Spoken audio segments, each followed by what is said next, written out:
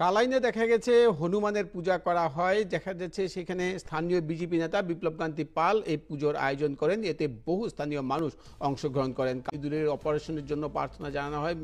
BJP নেতা বিপ্লবকান্তি পাল এই পুজোর আয়োজন করেন এবং বিশাল হনুমানের পুজো করা হয়। সেখানে সকলে মঙ্গল কামনা করে। ভারতীয় সেনাবাহিনী মঙ্গল কামনায় এই পুজো করা হয়।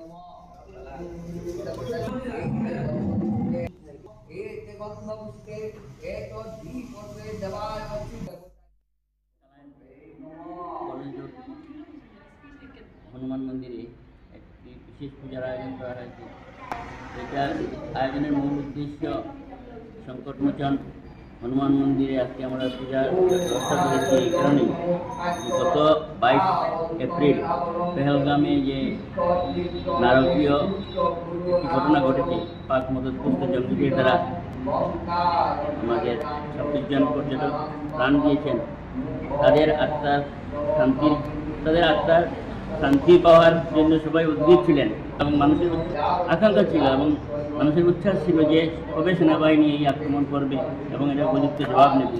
এই উচ্ছ্বাসা এবং আকাঙ্ক্ষার জবনিকা টেনে গত 7 মে আমাদের ভারতীয় সেনাবাহিনীরা যেভাবে আক্রমণ চালিয়েছে এবং ভারতের সেনাবাহিনীর দ্বারা পাক মদতপুষ্ট জঙ্গিদের ঘাঁটি যেভাবে গুলিয়ে দেওয়া হয়েছে, তার জন্য আমরা ভারতবর্ষের সকল সেনাবাহিনীকে অশেষ ধন্যবাদ জানাচ্ছি এবং ভারত সরকারের মাননীয় প্রধানমন্ত্রীকে আমরা ধন্যবাদ জানাচ্ছি। এই ব্যাপারে মানুষকে শান্তি দেওয়ার জন্য সবার যেটা মনের বাসনা ছিল এটা পূরণ হয়েছে এবং আগামীতে আরও কঠোর পদক্ষেপ নেওয়ার জন্য আমরা সবাই সরকারের পাশে আছি।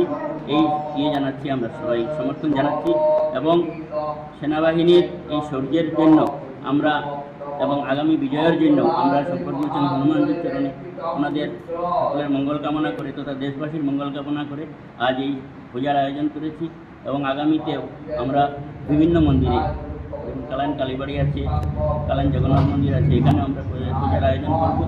আশা রাখি সবাই এই পূজায় সামিল হবেন এবং সকলের মঙ্গল কামনার্থে সকলের নিকট প্রার্থনা জানাবেন। এই আশা রেখে